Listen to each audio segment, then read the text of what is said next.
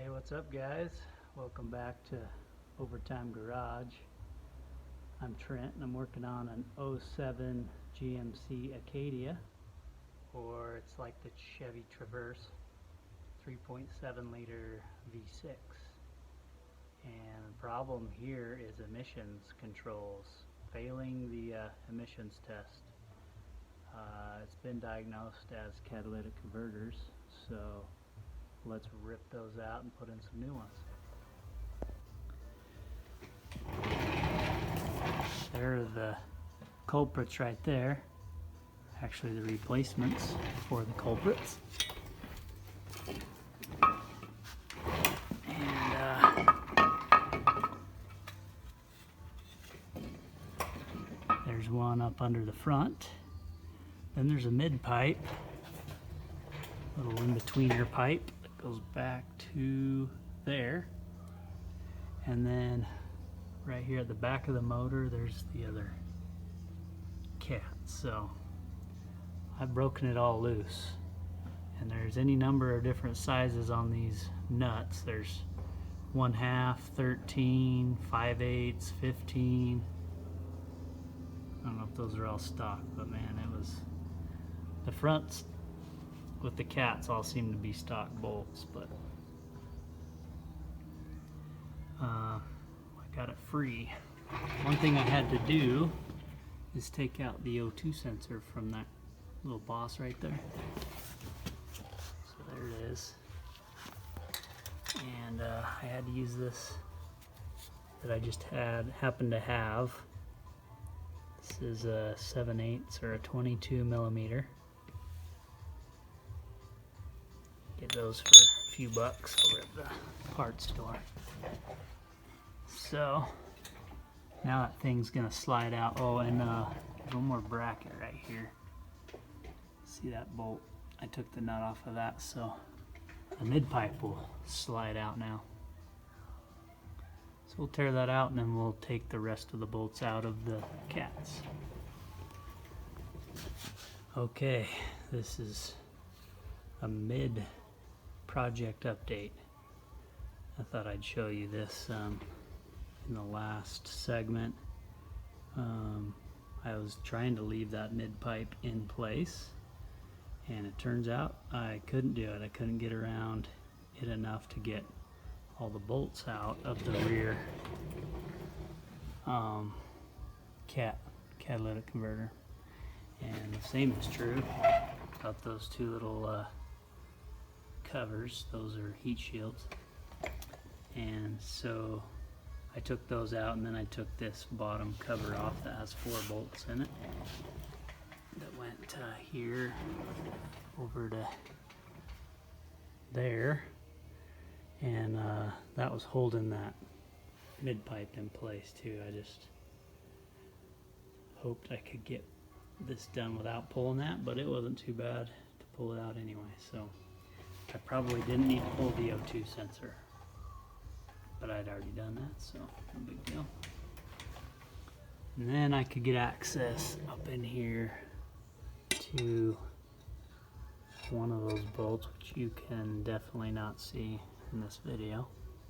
It was on this side. And then I'm working on the last bolt for the cat on this side. And actually the wrench is hanging on there.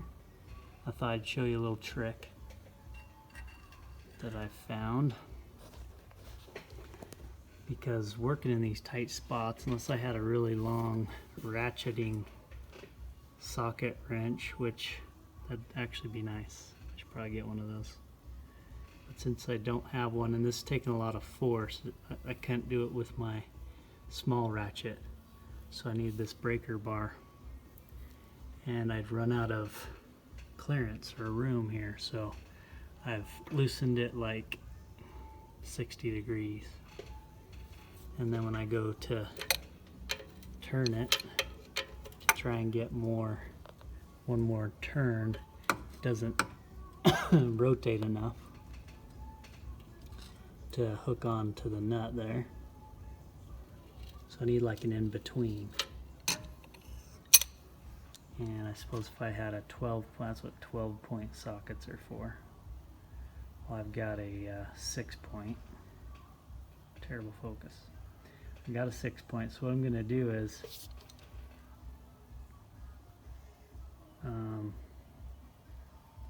it's hard to see here, but the 6 flats are not like the same flats as on the square end of this. So they're rotated just a little bit off of the perpendicular to this ratchet. So what I'm going to do is take it off and rotate it 90 degrees, and then that'll put the flats in a new spot. So let me show you.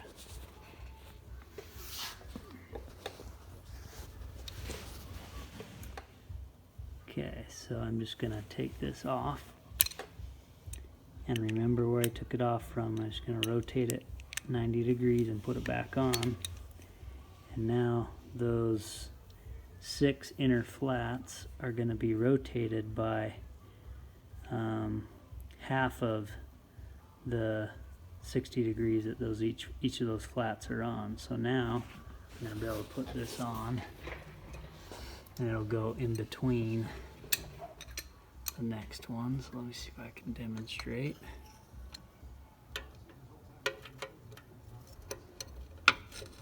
Okay. Second. Okay, there we go. So now I was able to, in this tight little spot, I was able to get that on, and now I can rotate it. So I loosened it some more, and now if I, same thing, if I tried to take it